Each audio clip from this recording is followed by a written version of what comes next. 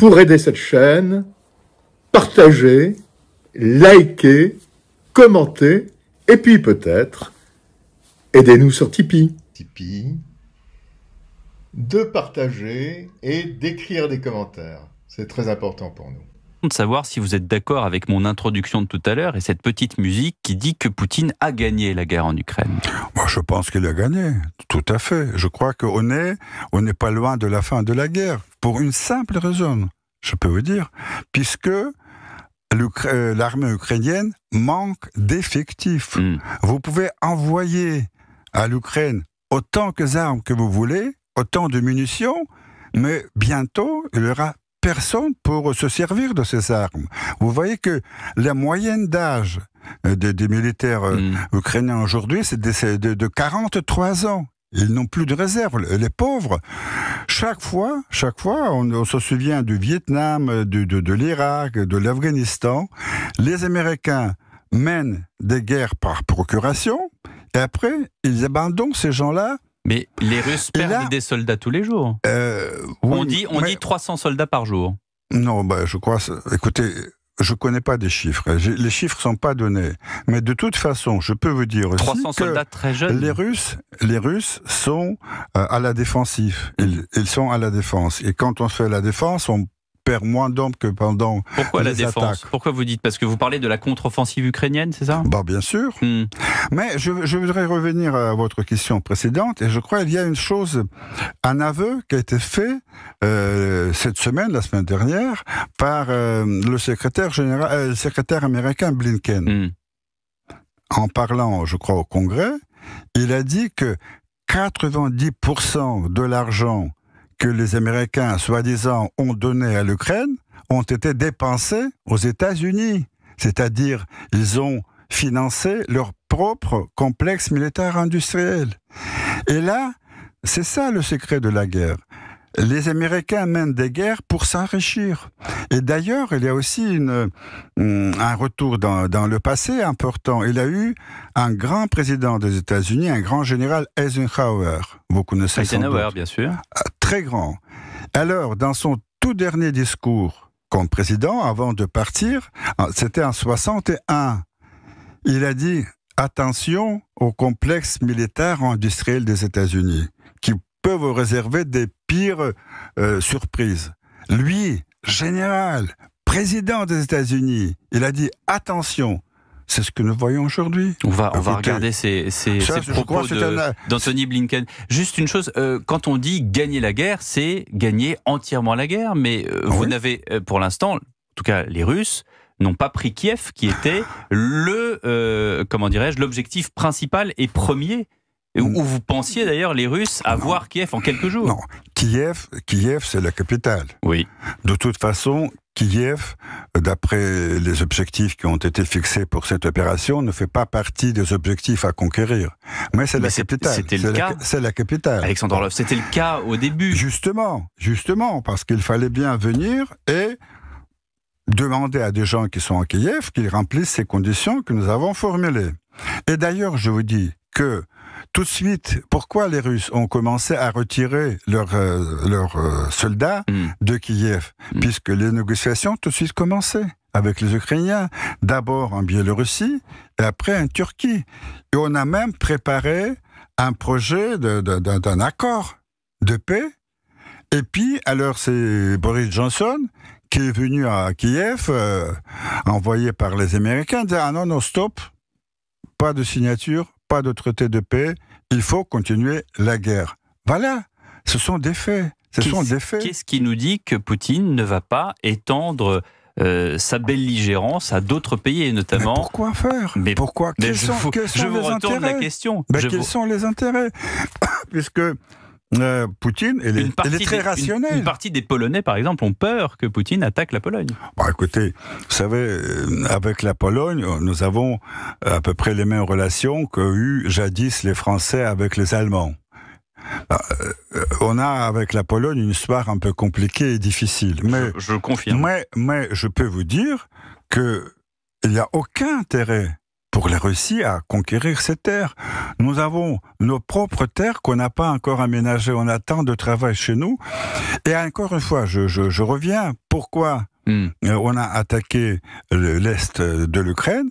C'est parce que la population russe et russophone était menacée, pas seulement menacée, mais agressée par le pouvoir à Kiev. Le résultat de cette fin de guerre, puisqu'on y approche, si je vous écoute, ça veut dire quoi? Ça veut dire qu'il y a des territoires de l'actuelle Ukraine qui vont revenir à la Russie?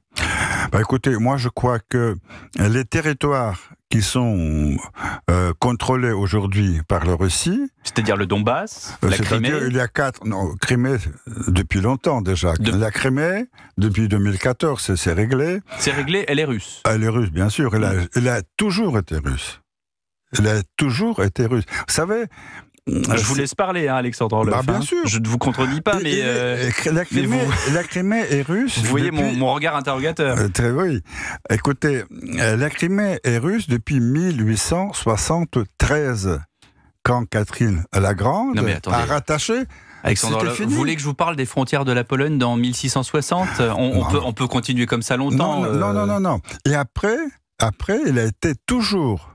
faisait partie de la Russie, de l'Union soviétique. Et alors le fait que Khrouchtchev, en 1954, a changé les frontières administratives au sein du même pays ne veut rien dire. Et d'ailleurs, vous savez que de 1991, quand l'Ukraine a proclamé son indépendance, Yeltsin a dit tout de suite à Kravchuk, attention, la Crimée et Donbass, c'est le nôtre. Et il fallait bien sûr à Yeltsin insister. Et alors, à ce cas-là, on pourrait éviter malheureusement ce conflit que nous connaissons. Artillerie. Nexter, également connu sous le nom de KNDS France, a accéléré sa production du système d'artillerie César de 155 mm, livrant 6 des 18 unités commandées en juillet 2022, en avance sur le calendrier. Ces livraisons compensent le matériel cédé à l'Ukraine. Cependant, les sénateurs Hugues Saury et Hélène Conway-Mouret ont critiqué la lenteur de l'aide militaire française à l'Ukraine, soulignant la nécessité d'éviter de reproduire ces retards avec d'autres démocraties ex-soviétiques. L'Ukraine met en garde contre toute tentative d'organisation de l'élection présidentielle russe dans les territoires ukrainiens occupés. L'élection doit se tenir au mois de mars. Vladimir Poutine a d'ores et déjà annoncé être candidat pour un 5e mandat consécutif. Moscou dit réfléchir à organiser le scrutin dans les régions de Donetsk, Louhansk, Zaporijia et Kherson, illégalement annexées. Le ministère ukrainien des Affaires étrangères a prévenu que tout scrutin organisé dans ces régions serait nul et que tout observateur international envoyé pour surveiller l'élection russe devrait assumer une responsabilité pénale. La Russie a déjà organisé plusieurs élections dans les territoires ukrainiens occupés. Toutes ont été fermement condamnées par la communauté internationale. Le conseil municipal de Kiev a par ailleurs autorisé le démantèlement d'une statue dédiée au commandant de l'armée rouge Nikolaï Chor. Le monument avait été érigé sous le régime stalinien.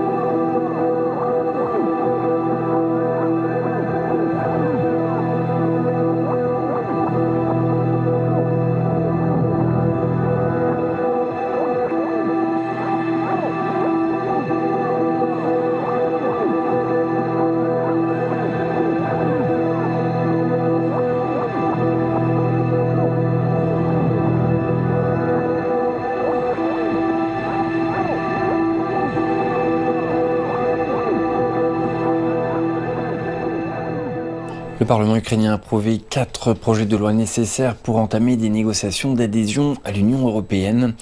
L'un d'entre eux porte sur les droits des minorités nationales, une exigence essentielle de la Hongrie qui s'oppose à la candidature de l'Ukraine à l'UE.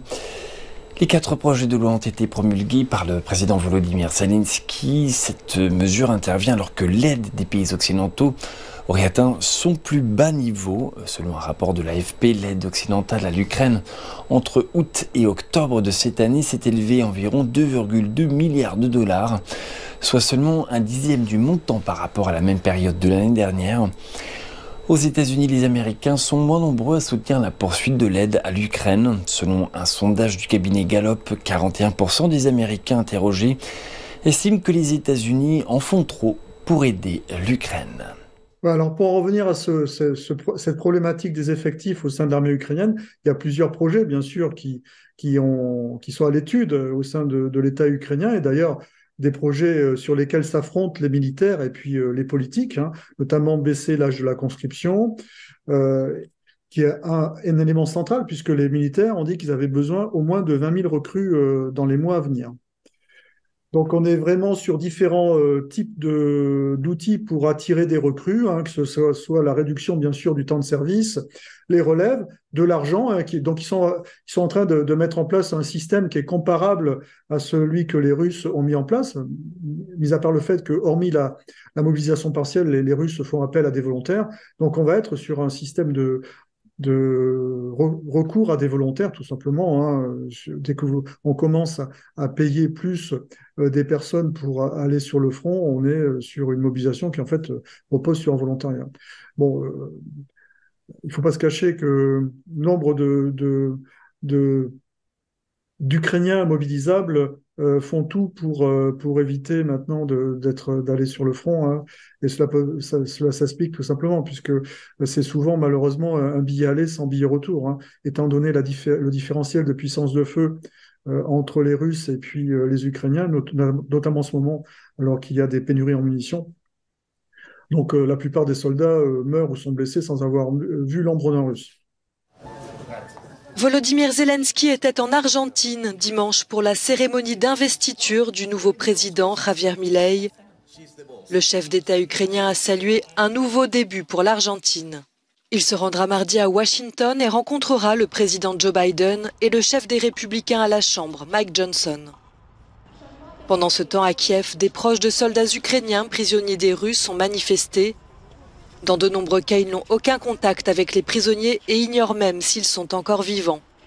Cette ancienne prisonnière de guerre explique pourquoi il faut rester mobilisé. Важливо по кільком причинам. По-перше, щоб привернути увагу світу, а саме світ може якимось чином вплинути на Російську Федерацію, щоб вони віддали нам наших військовополонених. Kiev affirme avoir abattu 8 missiles russes la nuit dernière qui visaient la capitale. Dans l'est du pays, le commandant des troupes terrestres décrit la situation comme difficile. Lundi, le Royaume-Uni doit annoncer de nouvelles mesures de soutien militaire à Kiev. Londres s'engage déjà à fournir 2 navires anti-mines pour renforcer la sécurité en mer Noire. Maintenant, si on s'intéresse au front terrestre, on va commencer d'abord par les opérations autour de la ville de Donetsk, avec donc sur la ville de Marinka une quasi conquête par les Russes de la ville de Marinka. Il n'y aurait que quelques défenseurs encore ukrainiens à l'ouest de la ville. Concernant le nord du front, eh bien, l'avancée russe se poursuit vers Kupiansk. Mais je pense que les conditions climatiques en ce moment gênent énormément les belligérants des deux côtés, que ce soit les Russes pour avancer, mais également les Ukrainiens pour ravitailler, notamment sur Avdiivka, leur position. Sur le front d'Artemovsk, eh bien, il y a une nette poussée vers l'ouest des forces russes, qui ont dépassé en fait les positions qui avaient été conquises par les Ukrainiens cet été et qui seraient en train de se déployer à l'ouest de la ville. Le front d'Avdiivka, les Russes continuent de fermer la pince et puis d'avancer également au sud-est de la poche.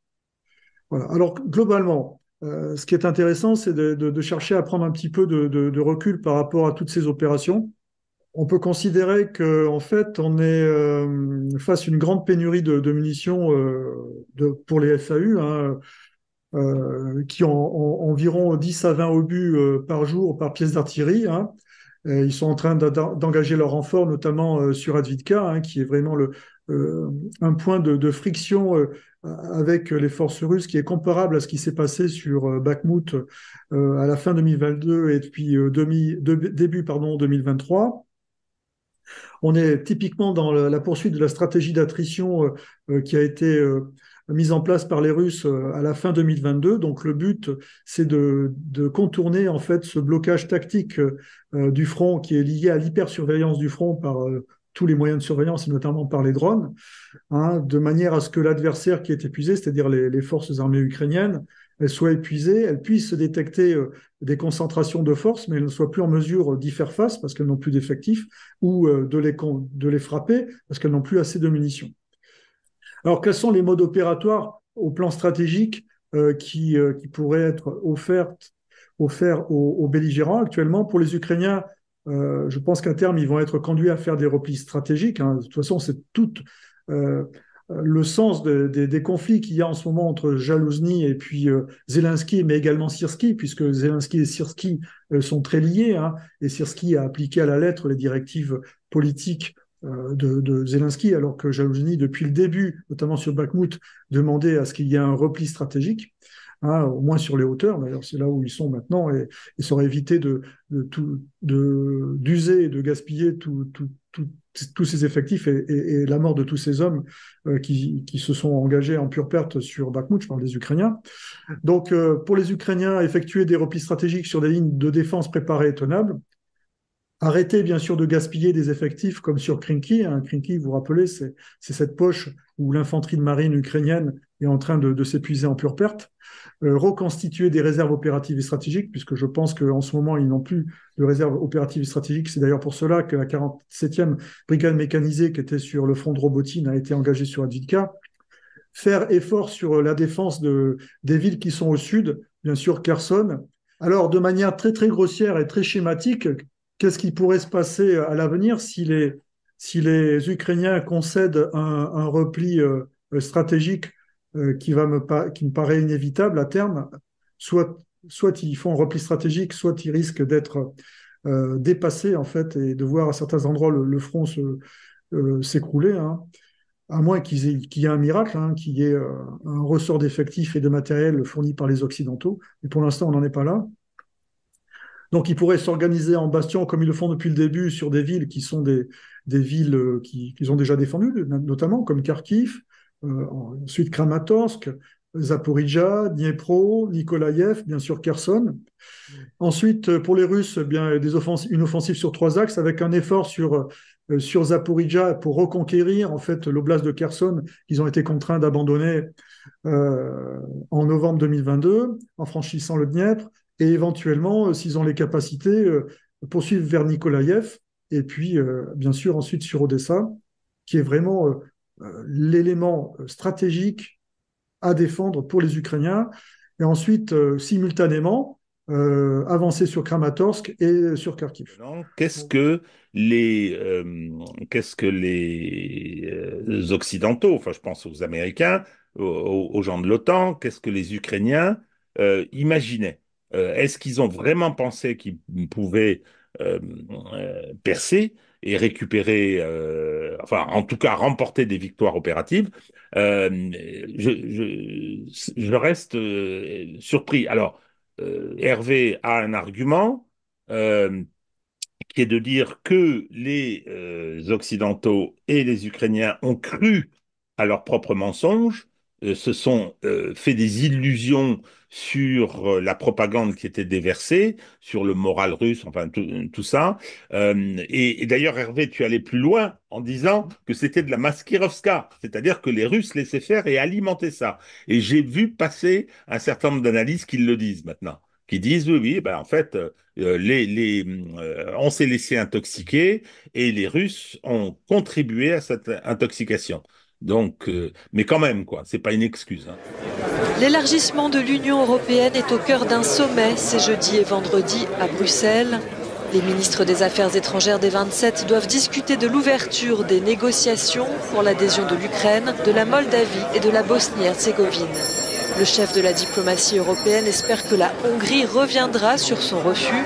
Ce n'est pas le moment d'affaiblir notre soutien à Kiev, insiste Joseph Borrell, le ministre ukrainien des Affaires étrangères, invité, mais lui aussi en garde les 27. I cannot imagine, I don't even want to talk about the devastating consequences that will occur shall the Council fail to make this decision. Not only with regard to Ukraine, but in a broader sense on the issue of enlargement as a whole. Pendant ce temps, le président ukrainien Volodymyr Zelensky cherche des soutiens en Amérique. Il était dimanche à l'investiture du président argentin Javier Milei et s'est brièvement entretenu avec le Premier ministre hongrois Viktor Orban, le principal opposant à l'élargissement de l'Union européenne. Cette semaine, au grand effarement des experts de plateau TV, oui, dans le cadre de l'élargissement des BRICS, il y a eu ces deux visites de Vladimir Poutine aux Émirats arabes unis et puis en Arabie saoudite. Il faut noter quand même que historiquement, ce sont des nations qui sont proches des Occidentaux. Je parle surtout pas de l'Arabie saoudite, qui est un allié américain depuis la fin de la Deuxième Guerre mondiale, et puis surtout les Émirats arabes unis, où je rappelle que la France a une base aux Émirats arabes unis, et d'ailleurs c'est un des rares pays qui avait, un des rares pays qui avait acheté nombre de matériel français dans la zone du Moyen-Orient, qui est souvent une chasse gardée du complexe militaro-industriel américain. Donc un Vladimir Poutine isolé, on va dire coupé des Occidentaux, et donc des États-Unis et puis des alliés européens de quelques autres pays, mais au plan mondial, la Russie est loin d'être isolée. Il est certain que nous sommes en train de vivre une bascule entre un monde qui a été dominé par l'Occident, par les Européens et les Américains depuis Christophe Colomb, depuis 1492, et qui avait imposé au reste du monde sa vision des choses. Alors avec des tensions, avec des mouvements, on a eu à l'époque le bloc soviétique, on a eu plein d'oppositions par moment, mais globalement les Américains, les Européens ont dominé donc depuis 500 ans.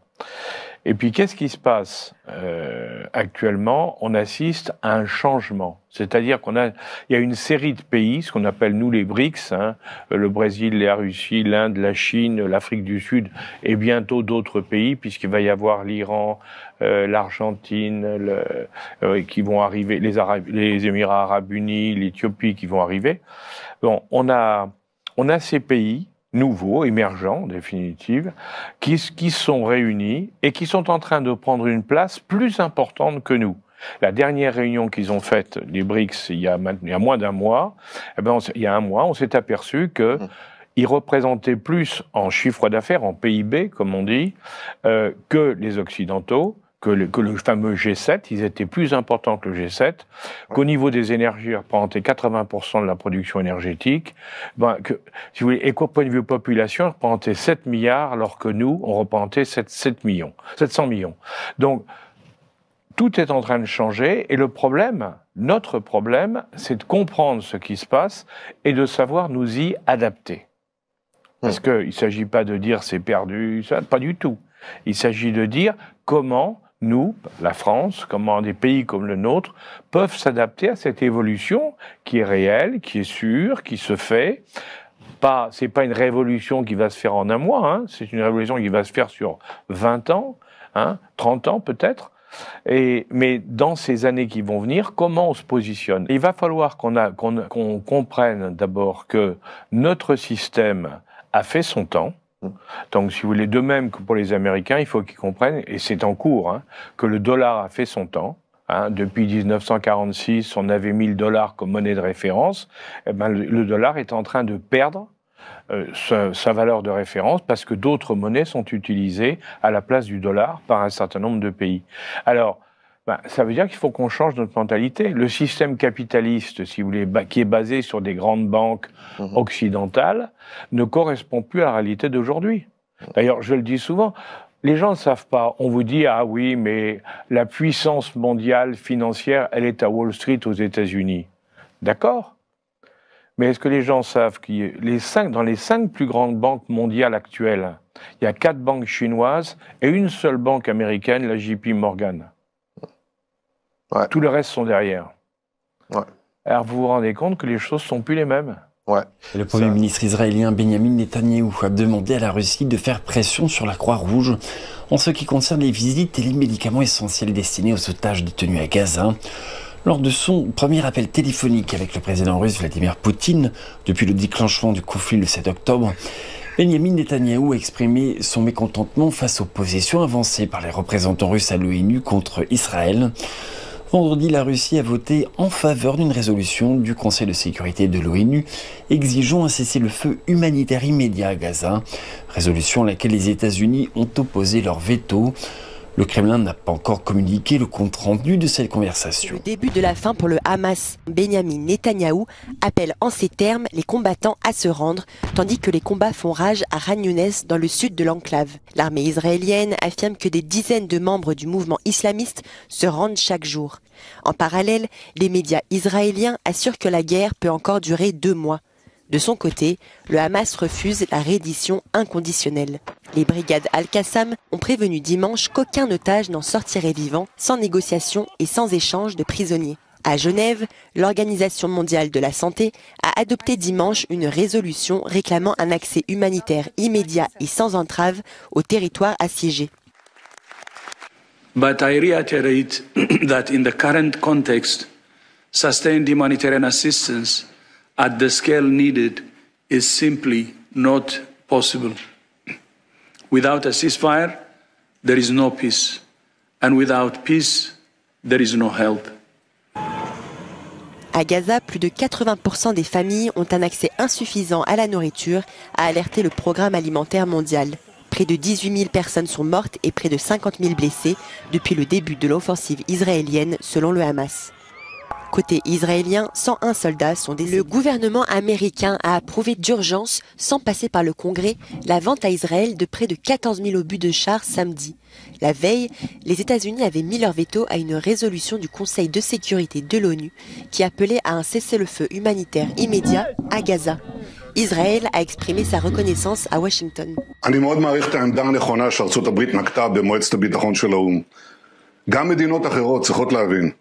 שאי אפשר מצד אחד לתמוך בחיסול של החמאס, ומצד שני לקרוא להפסקת המלחמה שתמנע את חיסול החמאס.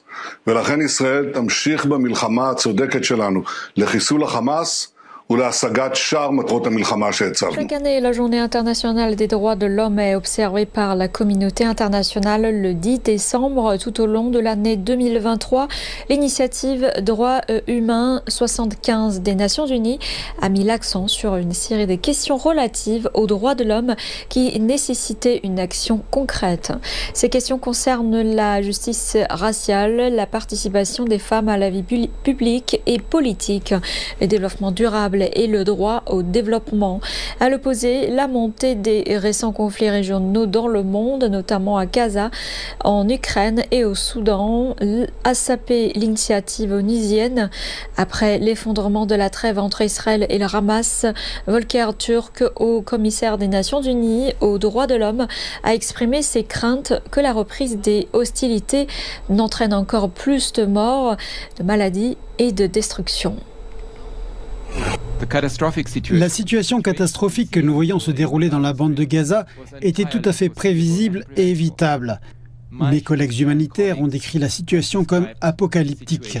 Dans ces circonstances, il existe un risque accru d'atrocité. Des mesures doivent être prises d'urgence, à la fois par les parties concernées et par tous les États, en particulier ceux qui ont de l'influence, afin d'empêcher de tels crimes. La communauté internationale doit insister d'une seule voix sur un cessez-le-feu immédiat pour des raisons humanitaires et de droits de l'homme. Située près de la frontière entre Israël et le Liban, Kiryat Shmona est la ville la plus au nord d'Israël et compte environ 24 000 habitants. Les tensions se sont aggravées ces 2 derniers mois alors que le Hezbollah et ses alliés au Liban ont intensifié la pression militaire sur Israël à la suite de son bombardement et de son invasion de la bande de Gaza. Nous arrivons à Kiryat Shmona pour comprendre comment elle a été attaquée. Nous nous trouvons dans la rue à Kiryat Shmona, une ville frontalière située à 3 ou 5 km du Liban. Les autorités locales nous ont dit que jusqu'à présent, environ une centaine de roquettes ont été tirées par le Hezbollah et que ces roquettes ont fait 10 victimes. À côté de moi se trouve une voiture carbonisée, comme on peut le voir, presque tout a disparu.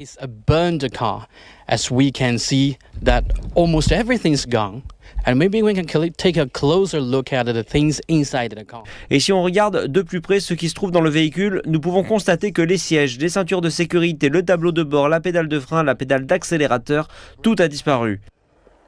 Accelerator pedal, wipers, everything's gone. Yeah, and we've also found a big hole on the ground. Nous avons également trouvé un assez gros trou. Un habitant nous a expliqué que le 5 novembre à 7 h du soir, une roquette avait été tirée par le Hezbollah pour attaquer cette zone. La roquette a pénétré dans le sol et elle est toujours sous terre. Il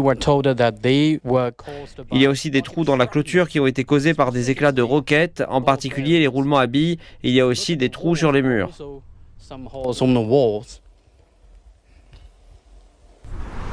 La ville compte environ 400 abris et les civils ont été entraînés à s'y rendre le plus rapidement possible.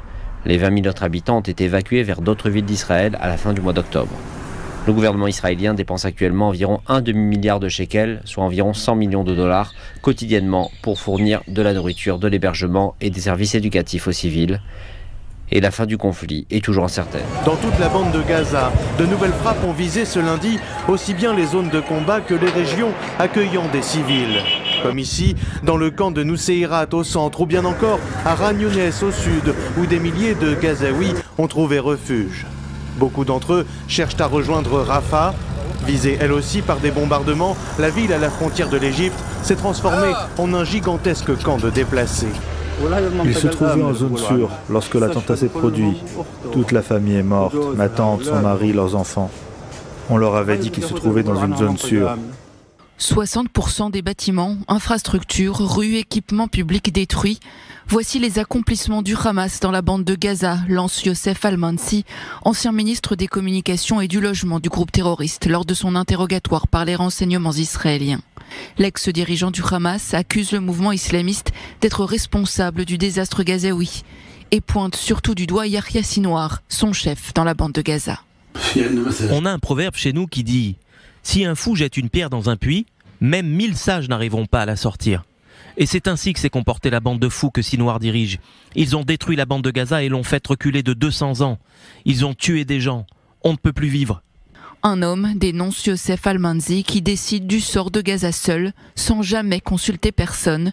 Selon l'ex-ministre du Hamas, Yahya Sinwar serait abhorré par la population gazaoui, qui espérerait plus que tout s'en débarrasser. La majorité des gens que j'ai rencontrés lorsque j'étais à Gaza ces 2 derniers mois, je n'ai rencontré personne qui soutenait Yahya Sinwar. Personne ne l'aime. Il y a des gens qui jour et nuit prient pour que nous soyons libérés de Sinwar. Anciennement à la tête du ministère du Logement, Youssef Al-Mansi connaît les canaux par lesquels circulent les financements prévus pour la bande de Gaza. Financiers majeurs, l'Iran, mais aussi les organisations internationales. Il y a de l'argent pour les projets, déclare l'ancien ministre, avant de déplorer qu'il soit investi pour la destruction. Interrogé sur les massacres du 7 octobre, Youssef Al-Mansi dénonce une hérésie contraire aux principes de l'islam. De la folie. Le mot folie n'est pas assez fort pour décrire ce qui s'est passé. Toute la bande de Gaza paie les conséquences de cette folie de Yahya Sinwar et tous les hommes qui ont commis ces actes. On ne trouve pas de solution. Nous voulons que la guerre cesse, nous voulons que les gens vivent, qu'ils respirent. Il n'y a ni nourriture, ni eau, ni électricité, ni carburant. La bande de Gaza est morte. Et pourquoi ? À cause de Sinwar. C'est la réalité. C'est notre réalité. Nous sommes impuissants face à Sinwar. 3e mois de bombardement contre Raza, l'enclave déclarée zone sinistre. Les recherches de survivants sous les décombres se poursuivent comme à Khan Younes. Khan Younes d'ailleurs risque encore d'être la cible d'obus encore dans les prochains jours. Des propos même de la soldatesque sioniste, surtout que le veto américain au sein de l'ONU vendredi pour un cessez-le-feu est tombé sans surprise. Si on ajoute à cela l'approbation de Washington de la vente d'armes à l'entité sioniste, et dès lors on a un calvaire, ou plutôt plutôt la décimation de l'enclave palestinienne qui continuera à défrayer encore la chronique. En parallèle à une communauté internationale plutôt timide, à contrario d'une population mondiale qui fait montre de plus en plus de soutien à l'endroit des victimes palestiniennes. Qui a intérêt donc à ce que des bombardements faisant entre 17 000 et 30 000 morts se poursuivent, en plus d'un Netanyahou dont l'avenir est forcément judiciaire. Certainement de nombreux gouvernements occidentaux, une caste médiatique en soutien qui n'a pas un seul mot de compassion pour des milliers d'enfants massacrés. Un massacre engrangeant larmes, tristesse, colère et donc forcément résistance. À mon sens, c'est eux qui nous font perdre la tête, dans le sens que je ne crois toujours pas que l'Occident ou même les États-Unis ont un réel intérêt dans ce qui se passe à Gaza. Je pense que les États-Unis essayent de ménager la chèvre et le chou, c'est-à-dire ils essayent de garder de bonnes relations avec leurs alliés dans le monde arabe, l'Égypte, l'Arabie saoudite, etc., la Jordanie, et éviter que ces pays ne se rapprochent de la Russie et de la Chine, ce qu'ils font en réalité. Et ces pays leur disent, mais faites quelque chose, faites pression sur Israël. Alors ils disent oui, utiliser des plus petites bombes, etc. Mais ils n'osent pas suspendre l'aide, suspendre l'envoi d'armes, etc.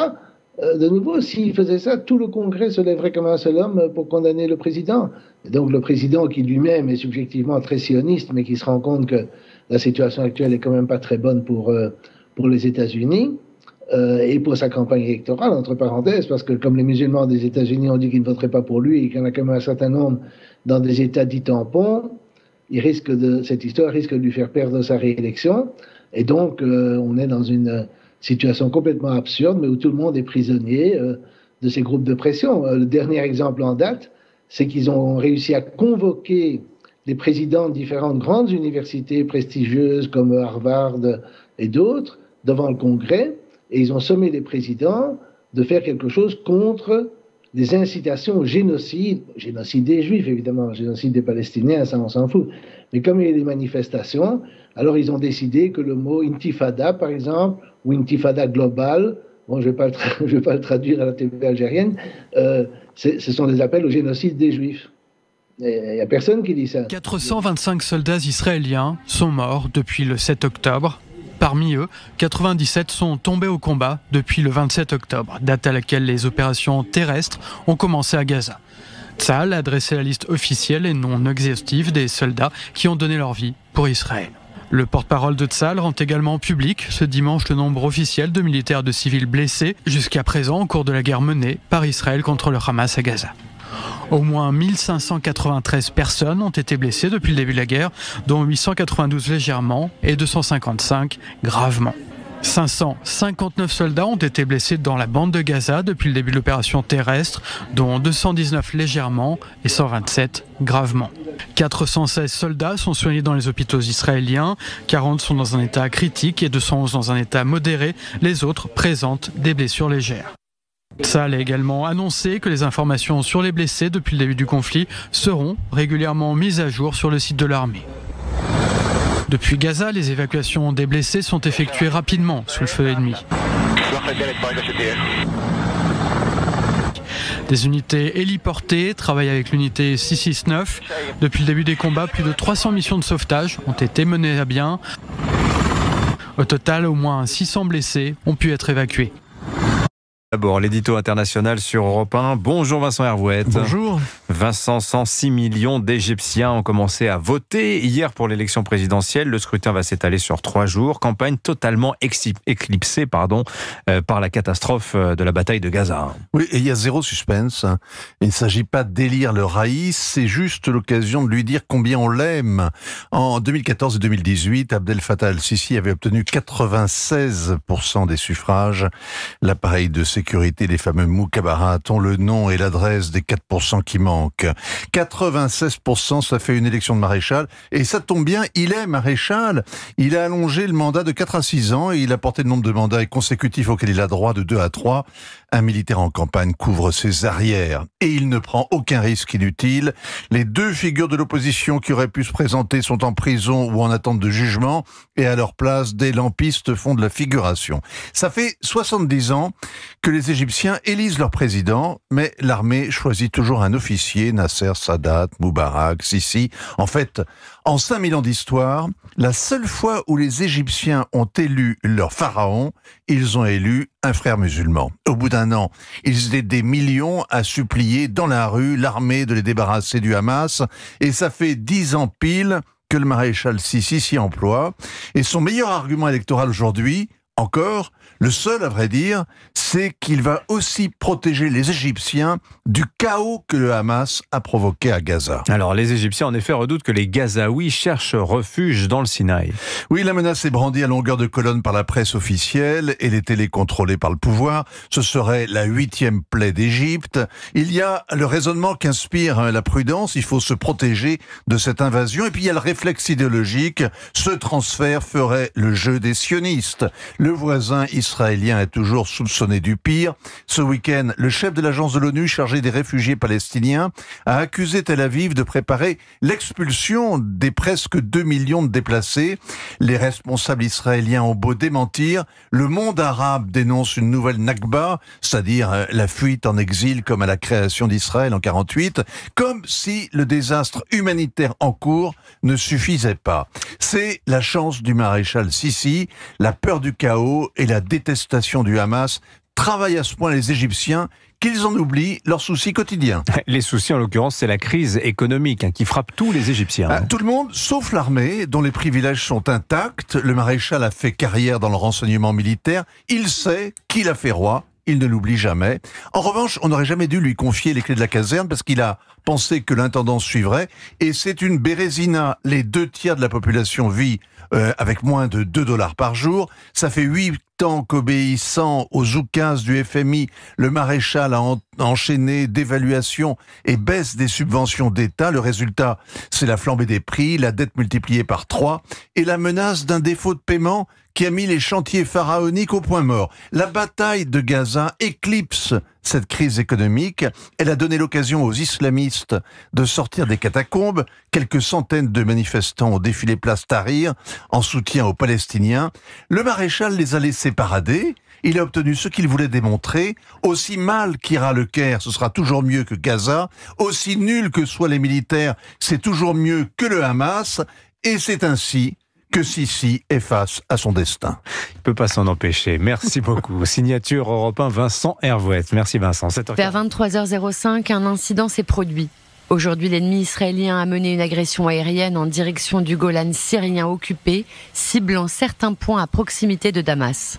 L'agence de presse officielle syrienne Sahana déclare que la défense aérienne syrienne aurait abattu plusieurs missiles et que les dommages sont uniquement matériels. La ville de Sida Zainab et l'aéroport international de Damas ont été touchés. 2 lieux où se trouvent des quartiers généraux et des entrepôts d'armes du Hezbollah et milices iraniennes. Tsahal n'a pas commenté mais a confirmé une autre riposte à quelques kilomètres de là.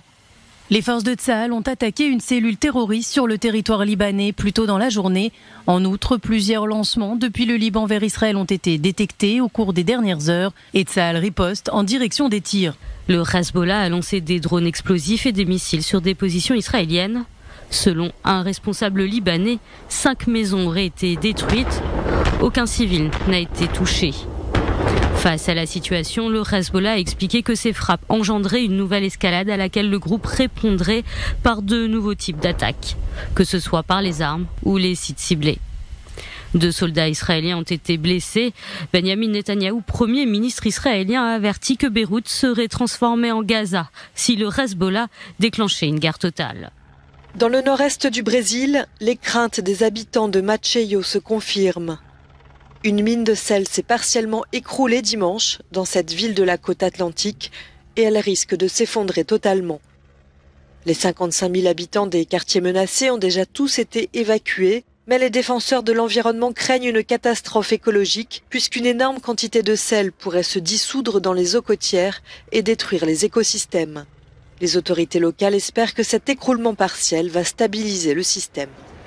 Dernière ligne droite pour aboutir à un accord sur le climat à la COP28 de Dubaï.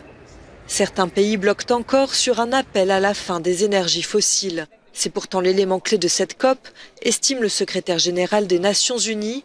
Antonio Guterres demande aux négociateurs de faire preuve d'une flexibilité maximum et de bonne foi. Le responsable de l'ONU pour le changement climatique, lui, se veut plutôt optimiste. We are now here to discuss two issues. One, how high is our ambition on mitigation? And two, are we willing to back this transition with the proper means of support to deliver it? Les grands pays exportateurs de pétrole, comme l'Arabie saoudite ou l'Irak, ne bougent pas de leur position de défense des énergies fossiles. Au contraire, l'Union européenne veut un accord clair sur la fin de leur utilisation. Selon ses représentants, il n'y a pas d'alternative, c'est scientifique. If we put more stuff into the air, the planet will boil. And that is what we are here to prevent. La COP28 se termine mardi. 8 ans après l'accord de Paris, en 2015, le bilan international de la lutte contre le changement climatique est médiocre. Les États s'étaient engagés à limiter l'augmentation de la température à 1,5 degré, mais ils ne sont pas parvenus à mettre en œuvre les changements promis. Le projet de loi immigration donne des sueurs froides à la Macronie. Ce lundi, le texte de Gérald Darmanin a fait son entrée à l'Assemblée nationale pour 2 semaines de débat ou pas. Le point avec Renaud de Bourleuf. À peine arrivé au Palais Bourbon, le texte de loi sur l'immigration, si cher à Gérald Darmanin, est déjà en mauvaise posture. Après avoir été remanié au Sénat, puis à la commission des lois de la Chambre basse, le texte connaît une rentrée sous tension, menacée par une motion de rejet. Cette procédure, prévue par le règlement de l'Assemblée nationale, permet soit de faire reconnaître que le texte est contraire à des dispositions constitutionnelles, soit de faire décider qu'il n'y a pas lieu à délibérer. Si une majorité des députés présents vote la motion, le texte est immédiatement rejeté avant même que les débats aient commencé. Mercredi, les groupes LR et écologistes ont chacun déposé une telle motion. Par tirage au sort, c'est celle des Verts qui a été choisie pour être soumise au vote. Gérald Darmanin a dû avoir la main tremblante en se rasant le matin, tant le suspense était à son comble. Avant le vote de 16h, il espérait que le LR se ravise face à une motion rassemblant les forces politiques de gauche. C'est en ce sens qu'il donnait ses appels du pied aux partis de droite. Ce serait la coalition entre la carpe et le lapin. Vous voyez des parlementaires LR voter une motion sur l'immigration avec les Verts et LFI. Vous voyez la NUPES et M. Marlex dans le même paquet de votes. Même message adressé aux parlementaires Rassemblement National. Il allait même jusqu'à dire que le rejet du texte serait un refus de la démocratie. Ce serait un déni de démocratie que de pas débattre de l'immigration. Parce que c'est quoi la motion de rejet? C'est le rejet du débat. Une sortie qui n'a pas manqué de faire sourire le député RN du Nord, Sébastien Chenu. Oui, mais vous savez, c'est pas les gens qui utilisent le 49.3 toutes les semaines. Le gouvernement qui empêche les députés de débattre, qui ensuite peuvent venir donner des leçons aux députés en disant il faut débattre. Aussi bien du côté de LR que du RN, tous les scénarios sont sur la table. Le parti présidé par Éric Ciotti avait l'intention de faire échouer le texte dès son entrée à l'Assemblée. Mais, politique oblige, voter une motion écologiste les rebute, suffisamment pour se réunir après l'intervention de Gérald Darmanin pour délibérer sur la marche à suivre. Pour le groupe présidé par Marine Le Pen, les deux stratégies ont leur intérêt. D'un côté, voter la motion de rejet peut infliger une claque au gouvernement, tout en se montrant capable de composer avec des forces politiques de gauche antagonistes. D'un autre côté, laisser le projet de loi passer au vote est une occasion d'affirmer haut et fort le projet du RN sur l'immigration par le dépôt d'amendements, tout en dénonçant la fausse fermeté du projet de loi de Gérald Darmanin. Il faut dire que le ministre aura à s'expliquer sur ses nombreuses contradictions. En cas d'adoption de la motion de rejet, le texte pourra retourner devant le Sénat ou affronter une commission mixte paritaire composée de 7 députés et 7 sénateurs. Le désaveu au Palais Bourbon resterait toutefois très lourd pour l'ambitieux ministre de l'Intérieur. Dans l'hypothèse où la motion n'aboutissait pas, le gouvernement n'aura pas moins de difficultés à faire passer ce texte, conçu pour plaire à la droite et à la gauche, assurance de ne satisfaire personne. Une impasse législative, alors même que le Premier ministre Elisabeth Borne a réitéré son intention de ne pas dégainer un énième 49.3. Une promesse qui pourrait aussi barrer la route du locataire de Beauvau pour l'Élysée en 2027. Elle s'appelle Barbara Olivier Zandronis et elle a été tout simplement virée de sa radio parce qu'elle a fait une interview sans complaisance de Jordan Bardella. Allez sur Caisse de Grève, je ne peux malheureusement pas partager la vidéo, mais vous trouverez l'extrait de vidéo où c'est une interview avec une journaliste qui ose poser des questions qui fâchent et qui fait vraiment son boulot. Alors, quand c'est Ruth El-Krief, tout le monde la défend en disant « Quoi, Jean-Luc Mélenchon a fait un tweet sur Ruth El-Krief ?» Mais il n'a pas le droit du tout. Quand c'est Barbara Olivier Zandronis, silence radio, il n'y a personne pour la défendre. Tout comme le présentateur aussi de TV5 Monde qui s'est fait recadrer, personne pour le défendre. Tout comme, alors s'il y a eu du monde pour défendre Meurice sur sa blague sur Netanyahou, mais globalement, on va arrêter de nous faire croire que quand l'intelligentsia, le nom donné à l'élite, quand Saint-Germain décide de défendre l'un de ses fervents défenseurs comme Roussel Krief, ils défendent pas la presse ou le journalisme. Preuve en est, j'ai pas entendu beaucoup de voix s'élever pour défendre Barbara Olivier Zandronis, à part à gauche. Voilà. Évidemment, elle critiquait un mec du RN. Enfin, elle critiquait pas. Elle faisait une interview où elle posait des questions qui ont embarrassé Jordan Bardella. Voilà. Donc, c'est vous dire le niveau quand même zéro en ce moment du débat. Ayez le courage de vos opinions. N'ayez pas peur de dire ce que vous pensez, parce que plus ça va aller, plus ça va être vraiment délicat.